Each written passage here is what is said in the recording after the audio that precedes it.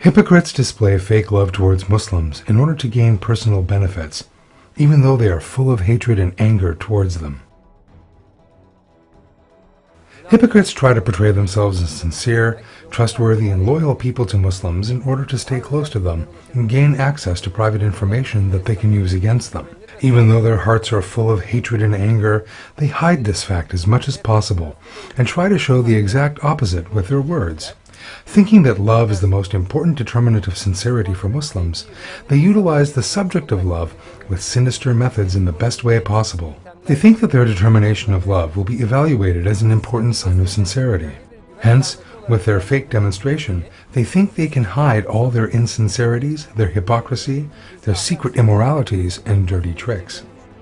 The hypocrites in the era of our Prophet ﷺ also practiced this method of insincere demonstrations of love back then. They again wished to gain personal benefits via these sinister methods. For this purpose, at every opportunity, they continuously paid compliments to our Prophet ﷺ and tried to appear like people who support our Prophet ﷺ more than everyone else in order to win his favor and rise to prominence. For example, if the situation at hand did not conflict with their personal interests, in every case, they tried to appear as if they were on our Prophet's ﷺ side, and emphasized his legitimacy and righteousness more than anyone in a way that would attract the most attention. At every possible opportunity, they voiced their deep love and eternal devotion towards our Prophet ﷺ and their almost slave-like loyalty to him. They were saying that they were ready to sacrifice their assets and life without hesitation in order to defend our Prophet's ﷺ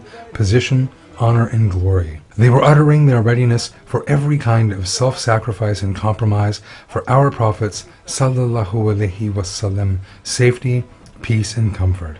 However, there were immense differences between their words and what they actually did. Their actions and attitudes were treacherous. Hypocrites claimed that they were the group of people who loved and respected our Prophet ﷺ more than anyone, and that they were the closest friends of our Prophet ﷺ. And they argued that, in difficult times, everyone, except them, would be preoccupied with their own troubles and leave our Prophet ﷺ standing alone. That only they would stand close to him, protect and support him in the most effective and rational way. However, while their tongues were uttering these words, they were plotting against Muslims and our Prophet ﷺ at night, cooperating with the polytheists and finding new ways to avoid fighting alongside our Prophet ﷺ in the way of God. Besides, they were also claiming that they were among the principal group of people who supported our Prophet ﷺ the most, and who defended the interests of Islam and Muslims on the subject of spreading the moral values of the Quran.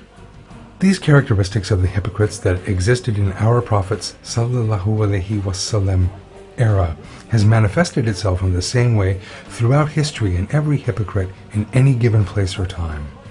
To this day, the hypocrites who are trying to find a place among Muslim societies are still practicing the same insincere methods. In order to gain Muslims' trust, they continuously tell them how much they love Muslims and how devoted they are to them.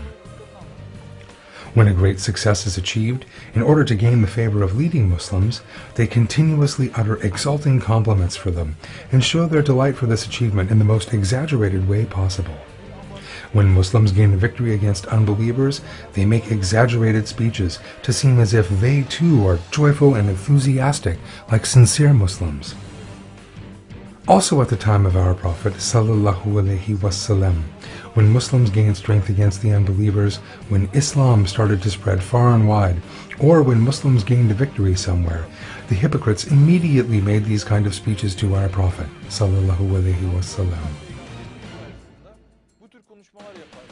You are the messenger of God, ﷺ. We love you. You are an unmatched leader. You are very clever, very far-sighted. You won an incredible victory. You destroyed those unbelievers. You thwarted their tricks. Or, God is granting you victory. It is obvious you are the true messenger of God, ﷺ. We love you because of that, and we are utterly devoted to you. God informed our Prophet ﷺ about the insincerity of these words, those carrying the characteristics of the hypocrites hypocrites made in order to gain a reputation and earn our Prophet's sallallahu alaihi wasallam respect, even though they think the exact opposite, with the following verse. When the hypocrites come to you, they say, "We bear witness that you are indeed the messenger of God." God knows that you are indeed his messenger. God bears witness that the hypocrites are certainly liars. The hypocrites felt incredible pain and suffering while uttering all these words that they did not truly believe. They were telling our Prophet sallallahu alaihi wasallam, "You are the messenger of God sallallahu alaihi wasallam. We love you a lot because of that." But actually, they disgracefully hated him in their hearts. Deeply buried in their hearts, they were feeling a grudge, a strong hatred towards him, may God forbid. They were plotting against him with dastardly plans such as, how and where can I harm him? What kind of a trick or treachery can I play on him that will harm him? How can I cause turmoil and corruption among Muslims? The same situation is also true for today. When there is a development in favor of Muslims, when the believers throw at the hypocrites dirty tricks, and when they refute the arguments of the unbelievers, the hypocrites of today suffer great pain in the same way. When the sinister cooperation between hypocrites and unbelievers is exposed, when the tricks they planned are thwarted, the hypocrites fall into mental agony. That is because one of the things the hypocrites want to avoid the most is Muslims gaining strength. God informed us of their immorality in the following verse. If something good happens to you, it galls them. If something bad strikes you, they rejoice at it. However, despite this, they keep their grudge, their hatred, and their anger buried inside their hearts and adopt an attitude completely opposite of that. They express their so-called happiness from the failure of the plans of the unbelievers with great enthusiasm.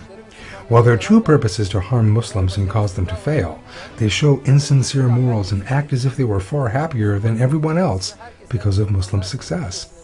God informs us in the following verses about these two-faced tricks of the hypocrites and the fact that in their hearts they feel no love but hide only great hatred and anger. You who have faith, do not take any outside yourselves as intimates. They will do anything to harm you. They love what causes you distress. Hatred has appeared out of their mouths, but what their breasts hide is far worse. We have made the signs clear to you if you use your intellect. There you are, loving them when they do not love you, even though you have faith in all the books. When they meet you, they say, "We have faith," but when they leave, they bite their fingers out of rage against you. Say, "Die in your rage." God knows what your hearts contain.